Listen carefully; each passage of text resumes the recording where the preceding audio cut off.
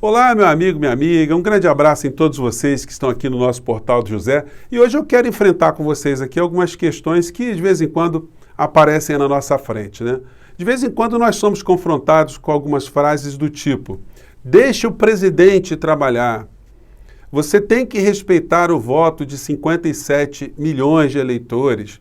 Não está feliz porque você não vai para Cuba ou vai para a Venezuela. Isso é muito recorrente, sem falar nos agressivos, né, apelidos ou ataques que a gente sofre de todas as formas, né?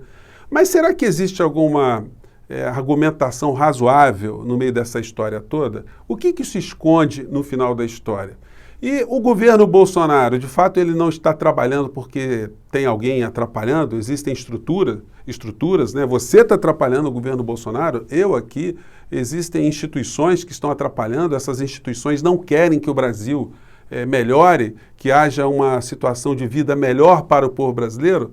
O que tem de verdade no meio dessa história? Nós vamos enfrentar essas questões, vamos falar de fatos muito importantes que estão acontecendo agora. E se você está chegando agora, o nosso portal está nos conhecendo, seja bem-vindo, se inscreva aqui também, veja os nossos outros vídeos, compartilhe se você gostar, dê joinha, porque é muito importante, não esqueça de fazer isso. E mande seus comentários, as suas opiniões, porque aqui são sempre lidas e são sempre consideradas. Gente, essas questões todas iniciais, elas partem de premissas absolutamente falsas. Em primeiro lugar, as pessoas que acham que quando você critica um presidente da República porque ele recebeu mais de 57 milhões de votos, você está errado. Não é assim. O presidente não recebe uma delegação, um cheque em branco para fazer tudo o que ele queira. Eu tenho certeza que a maior parte dos eleitores do Bolsonaro não sabem o que ele estava pretendendo fazer na economia.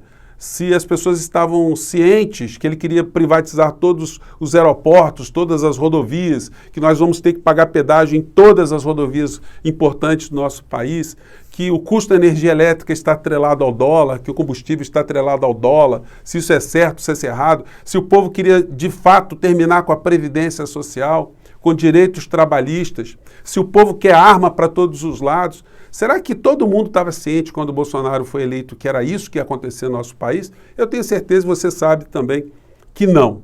Então, o governante ele não recebe um cheque em branco para fazer tudo o que ele quer. E para isso existe a democracia, para pessoas como eu e você criticarmos, apontarmos que as coisas estão erradas.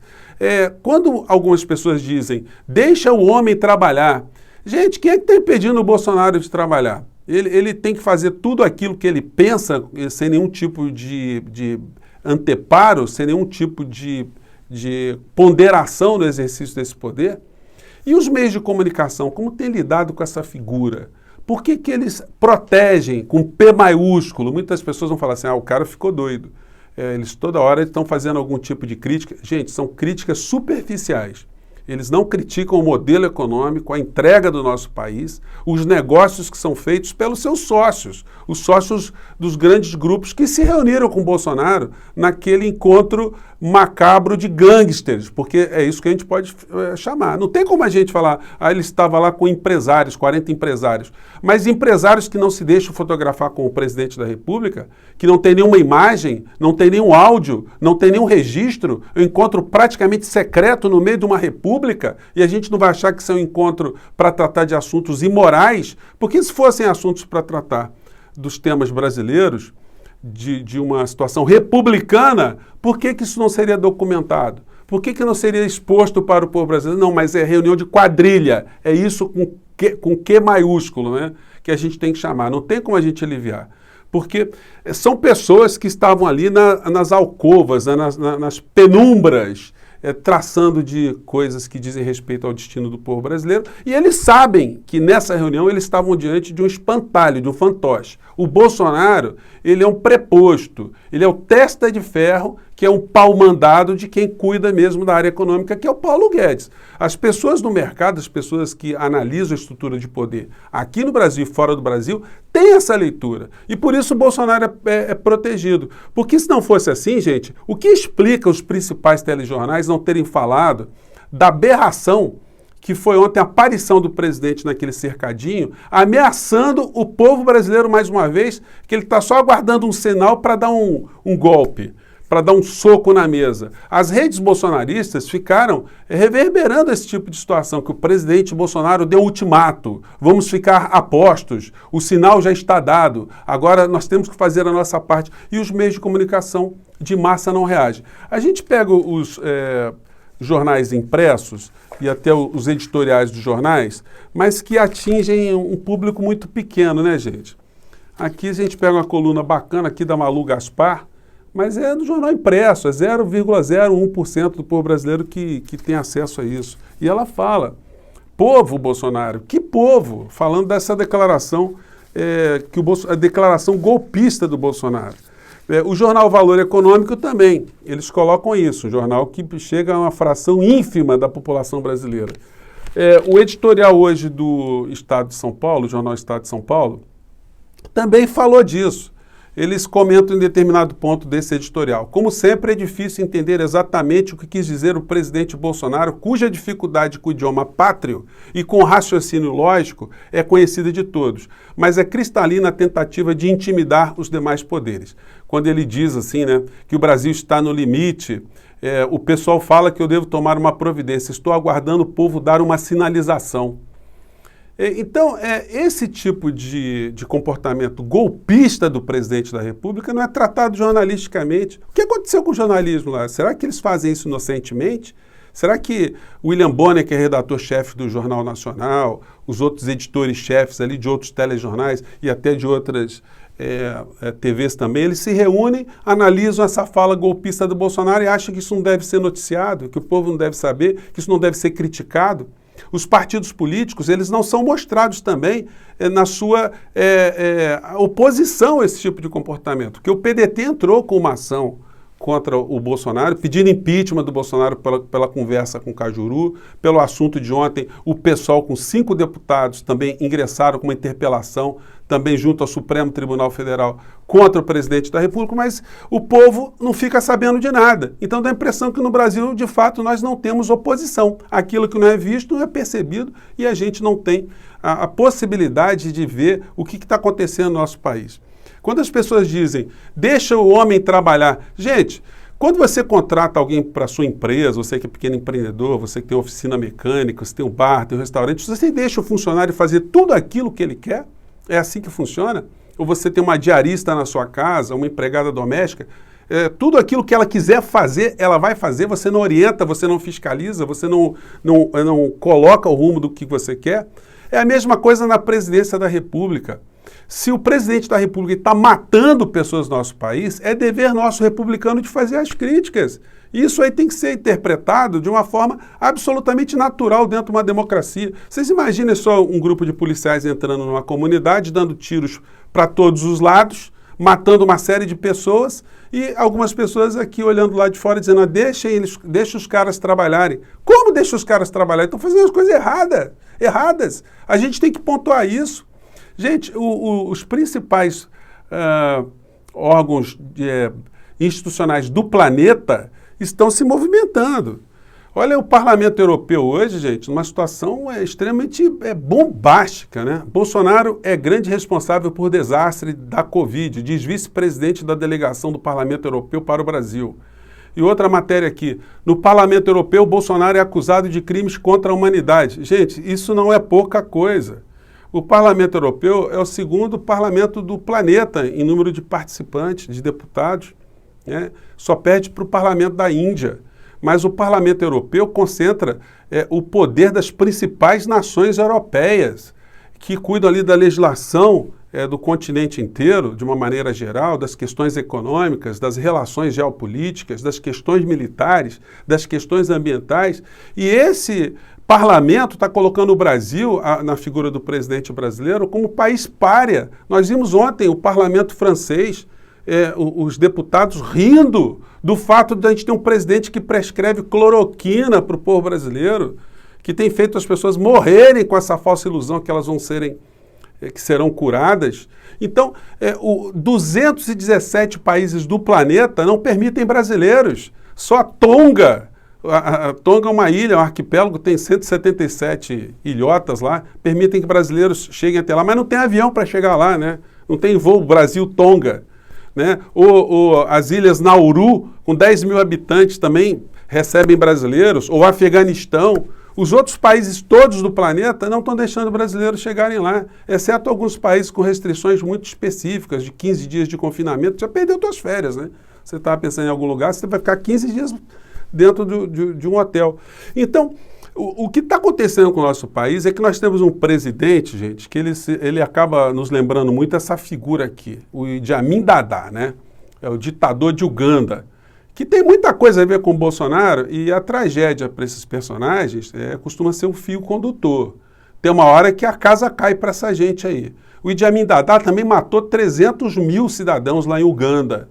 Ele também era acusado de nepotismo, de ter colocado os parentes dele todos dentro do governo, só andava com um séquito de puxa-sacos ao lado dele o tempo todo, tinha hábitos estranhos, era uma pessoa que não tinha receio de parecer ridículo, né? À toa que tem uma foto cheia de medalhas sem nunca ter lutado nada. Uma pessoa que, assim como Bolsonaro, ele veio de baixo dentro das Forças Armadas, ele era cozinheiro no exército de Uganda, e no final da história ele destroçou a economia de Uganda e acabou morrendo no exílio, sem poder ser enterrado na sua terra natal.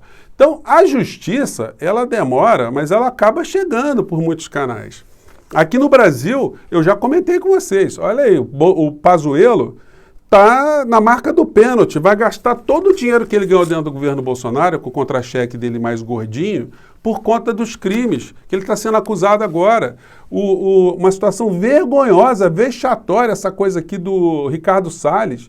Ele está sendo objeto de uma notícia-crime de um delegado da Polícia Federal que está acusando ele de advocacia administrativa, de ter interferido ali a favor de madeireiros ilegais. Uma coisa absurda. Então, muita gente vai acabar indo para a cadeia, ou muita gente vai ficar com tornozeleira eletrônica, ou vai perder muito patrimônio. A revista Science, também a principal revista de ciência do mundo, está reforçando aqui argumentos contra o Bolsonaro, que serão utilizados na CPI, e é por isso que ele está desesperado, porque ele está observando que todas as estratégias que foram feitas por ele fracassaram, pelos apoiadores também fracassaram dentro do parlamento, então a CPI está instalada e, de fato, nós vamos ter as responsabilidades apuradas. A questão se ele vai ficar até 2022 ou não, é uma questão que nós não sabemos agora, porque o jogo está sendo jogado e o Bolsonaro, mantido no poder por aquela quadrilha lá e os seus congêneres do jantar dos 40 quadrilheiros, empresários escondidos e o presidente da República, esse pessoal continua a lucrar com a participação, com a figura do Bolsonaro.